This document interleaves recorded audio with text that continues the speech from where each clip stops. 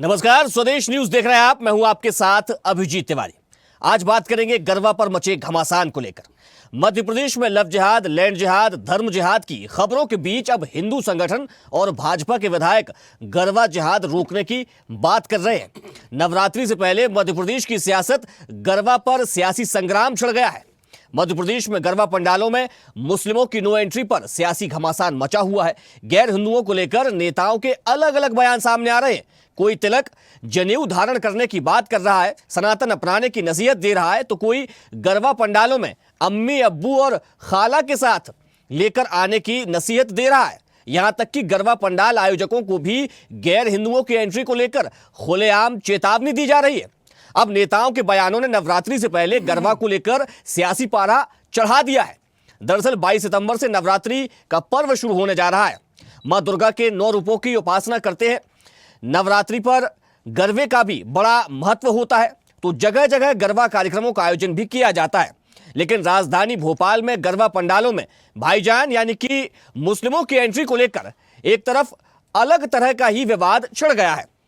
हिंदू संगठनों ने चेतावनी दी है कि कोई भी गैर हिंदू गरबे में दिखाई दिया तो उसे बजरंग दल की शैली में जवाब दिया जाएगा। तो वहीं भाजपा नेताओं की भी अलग अलग रिएक्शन विद चेतावनी सामने आ रहे हैं।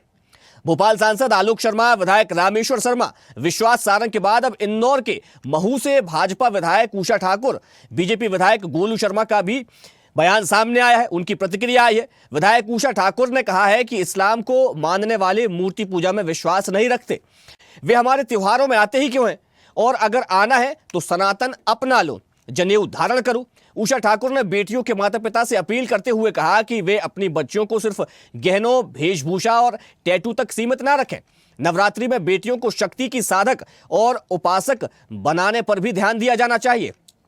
आयोजक गरबा पंडालों में एंट्री से पहले आईडी चेक करें। तो वहीं भाजपा नेताओं के बयानों के बाद कांग्रेस विधायक आरिफ मसूद ने कहा कि मुसलमान गरबे में जाता ही क्यों है, उसे नहीं जाना चाहिए। बाकी बीजेपी को हर त्योहार से पहले विवाद खड़ा करने की आदत है।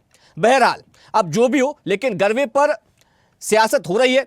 कितना सही है ये सियासत और इसका कितना असर देखने को मिलेगा, क्या बवाल खड़ा होगा, इसी मुद्दे पर आज चर्चा करेंगे। लेकिन पहले कुछ प्रतिक्रिया सुनवाते हैं। कि कोई भी अपनी पहचान छुपाकर पंडालों में ना घुसे, अपना आधार कार्ड, अपना मतदाता परिचय पत्र साथ लाएं और अकेले तो कदापि ना आएं, अपनी माँ, बहन, पत्नी को साथ लेकर आएं।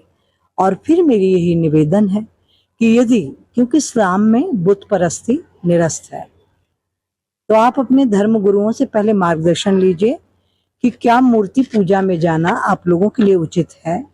यदि वो अनुमति देते हैं तो आप आइए। और फिर मेरा विनम्र प्रार्थना है कि हम सभी लोग परावर्तन के काम में भी लगे हुए हैं।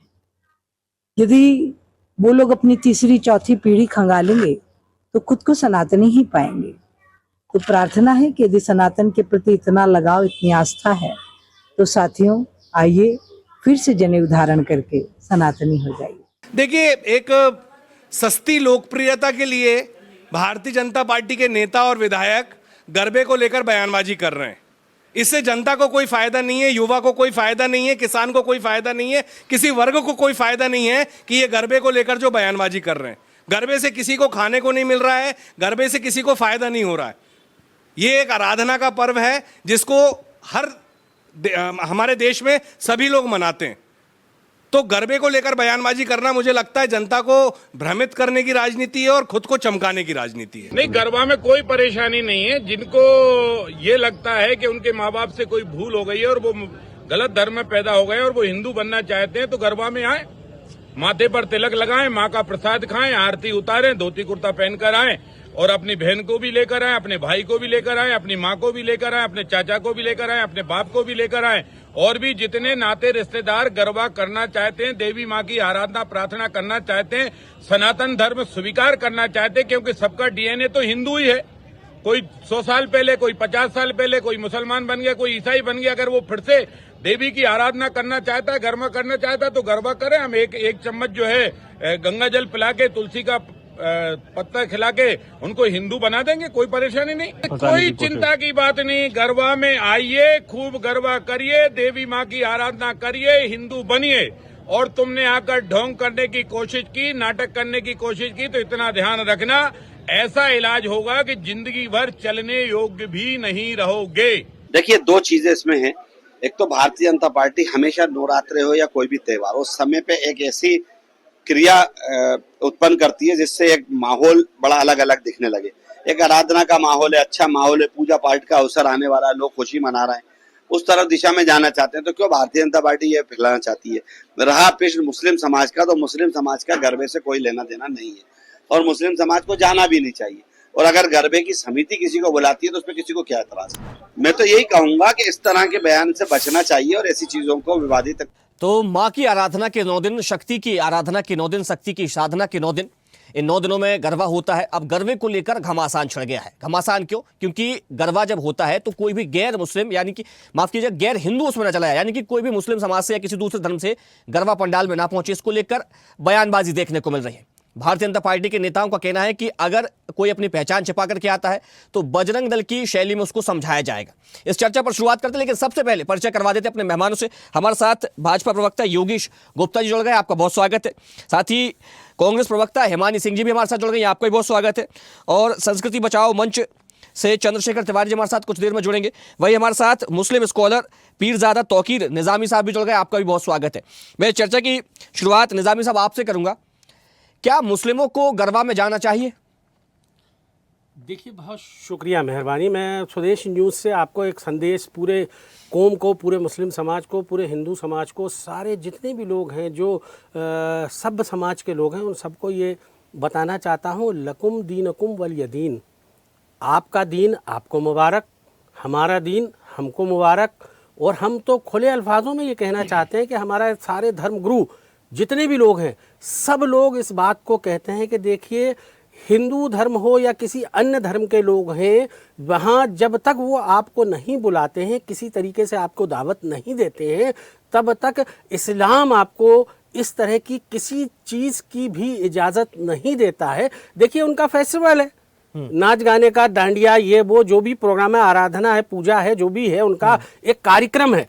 उस कार्यक्रम में किसी भी कीमत पर इस्लाम आपको वहां जाने की इजाजत नहीं देता है। आपको नहीं जाना चाहिए और मुझे लगता है कहीं नहीं जाते। लेकिन आपको समझना पड़ेगा एक्चुअली क्या है। देखिए, एक क्या है, पूरे देश में वोट चोरी वाला मामला खुल के सामने आया। राहुल गांधी जी चिल्ला रहे हैं बार बार, पूरा देश चिल्ला रहा है, सारी उंगलियां उठा रहे हैं। तो कहीं ना कहीं भारतीय जनता पार्टी का ग्राफ बहुत तेजी के साथ गिरता हुआ नजर आ रहा है। तो उसको लेकर कहीं ना कहीं खींच मिटाने की कोशिश की जा रही है इस तरह का। अब तो मुसलमान पहले तो बिना मुसलमान के हिंदुस्तान, पाकिस्तान, इनको कुर्सियां, गद्दी, चुनाव नहीं हो पाता था। अब त्योहार भी बिना मुसलमानों के नाम लिए नहीं हो पाते। ये नजर आ रहा है अभी नजर आ रहा है। ऐसी खबरें आती है जहां पर जो मुस्लिम युवक होते हैं वो अपनी पहचान छिपा करके चले जाते हैं और फिर पकड़ा भी जाता है। कई ऐसी खबरें आई है।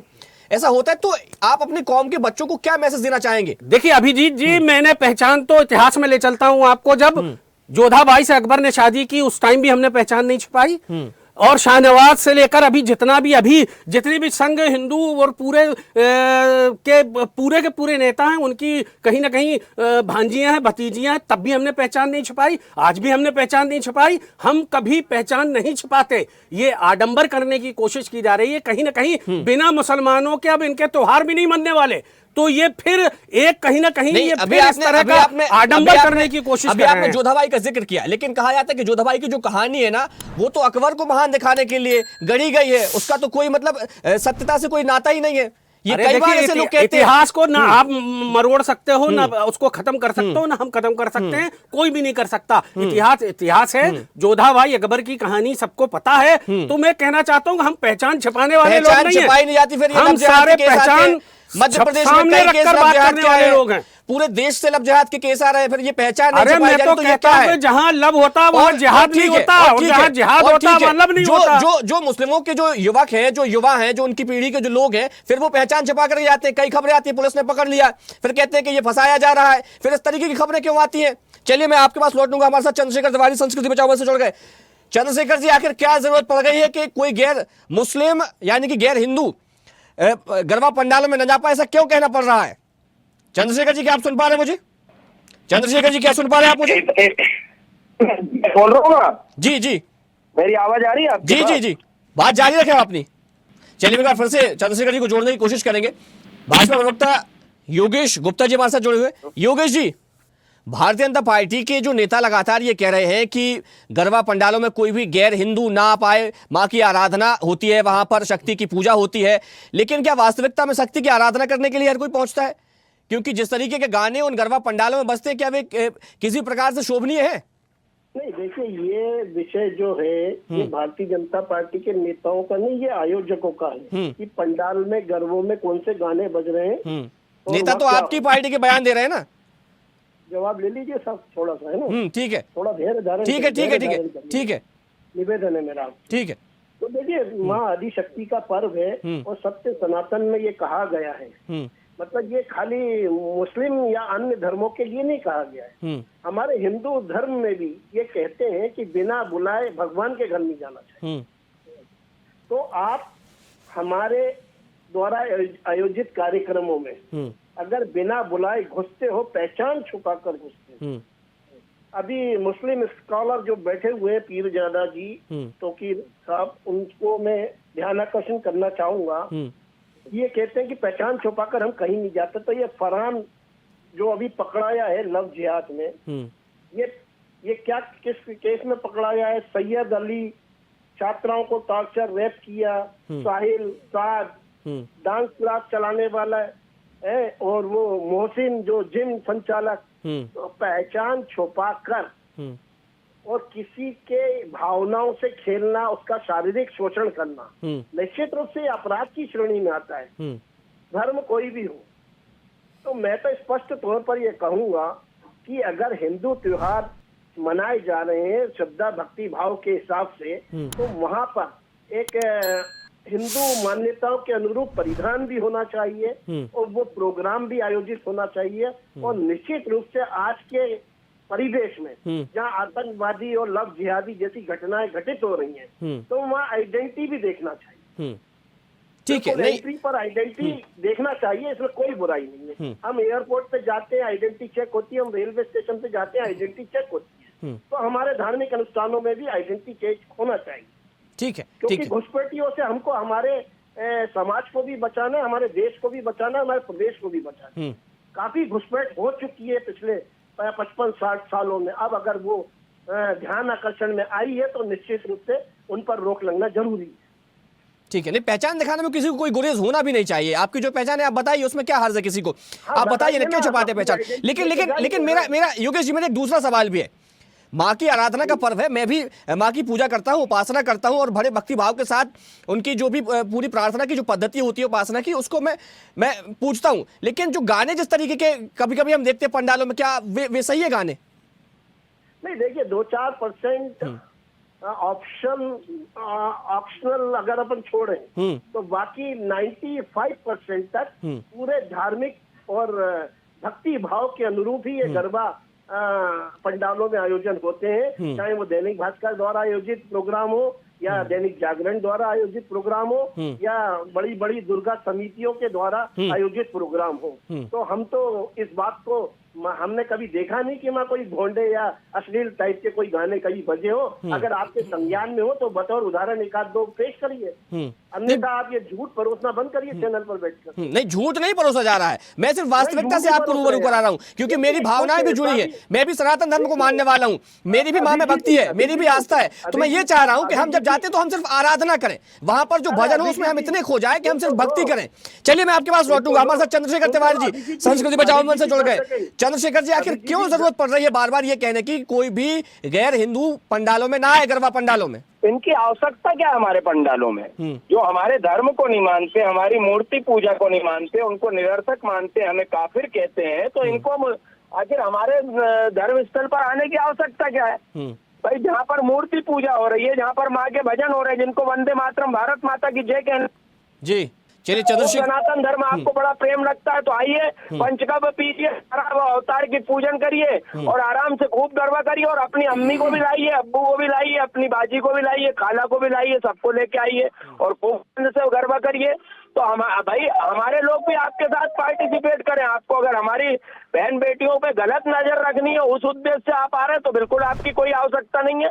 और जो आप बात कह रहे थे, और मैं नहीं जानता सम्माननीय सामने कौन थे, लेकिन हमने हिंदू उत्सव समिति के अध्यक्ष होने के नाते इस बार हमने गणेश उत्सव में भी चल समारोह में कोई भी अश्लील और फिल्मी गाना नहीं बजने दिया डीजे पर। और हमने ये मांग करी है गरबा आयोजकों से कि आप वहां पर तस्वीर रखिए, वारा की तस्वीर रखिए, विष्णु जी के छठे अवतार है वारा अवतार, उनकी तस्वीर रखिए, माँ की आरती करिए, आरती के पश्चात जो है फिर गरबे को प्रारंभ करिए। तो फिर गरबे को प्रारंभ करिए। अगर आप ठीक है हम फिर से जोड़ने की कोशिश करेंगे, आवाज में कुछ प्रॉब्लम आ रही है। हिमानी सिंह जी हमारे साथ लगातार जुड़ी है कांग्रेस। हेलो जी मैं पारंपरिक हमने ये भी माताओं बहनों से निवेदन किया कि पारंपरिक वस्त्र पहनकर गरबे में माँ की आराधना करें। अपना जो है शरीर प्रदर्शित मत करें, वहां पर अंग प्रदर्शन करने मत जाइए।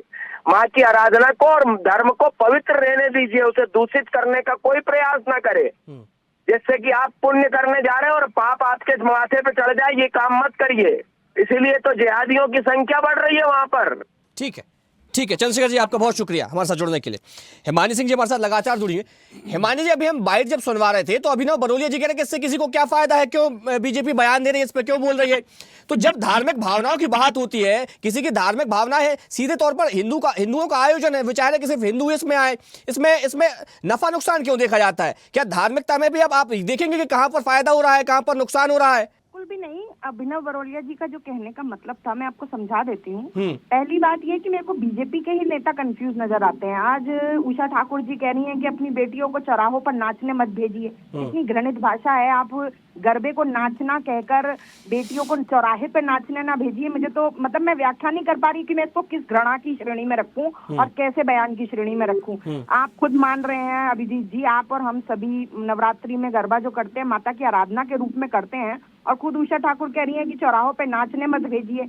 तो गरबे एक जो उन्होंने ये भी कहा है कि पहचान छिपाकर मत आइए। अगर आप 4-5 पीढ़ी पहले जाएंगे तो आप देखेंगे कि आप सब जनेऊधारी थे, और अगर आप फिर से उस मुख्य धारा में आना चाह रहे हैं तो आपका स्वागत है। अभिजीत जी मेरा सबसे लास्ट, मैंने सबको सुन लिया, आपको भी सुन लिया, सवाल सुन लिए, मुझे बोलने दीजिए। बिल्कुल आप अपनी बात पूरी कीजिए ना।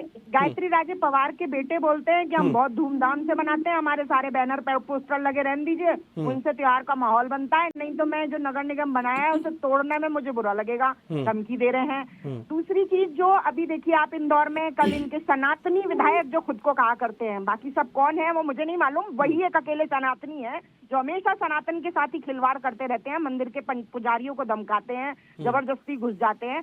उनके गाड़ी ने टक्कर मार दी 4 लोगों को, परसों ट्रक का हादसा हो गया, शराब नशे आसानी से बिक रहे हैं। इन सभी मुद्दों पे सरकार घिरी हुई है, तो फिर अब बेचारा मरता क्या ना करता। गरबों की राह पकड़ लो, गरबों के नाम से डिबेट कराओ ताकि मुख्य मुद्दों से ध्यान भटक जाए जनता का। अब आप ये बताइए, गरबे जो है बीजेपी के नेताओं की माने कि बैनर पोस्टरों से उनमें उत्साह आता है कि चौराहों पर बेटियां नाचने नहीं आप मुझे सिर्फ ये बता दीजिए ना हिमानी जी, सिर्फ ये बता दीजिए, क्या पहचान छिपा करके कहीं पर भी प्रवेश लेना, की वजह से प्रॉब्लम, क्या पहचान छिपा करके कहीं पर भी प्रवेश लेना सही है? आप मुझे ये बताइए ना, क्या पहचान छिपा करके कोई भी किसी को कहीं पर जाना चाहिए? आपका अगर कोई घर का कोई निजी कार्यक्रम है और मुझे आने की अभिजीत तिवारी को नहीं बुलाया गया और मैं नाम बदल करके आपके यहाँ पर आ जाऊं, तो क्या ये सही होगा?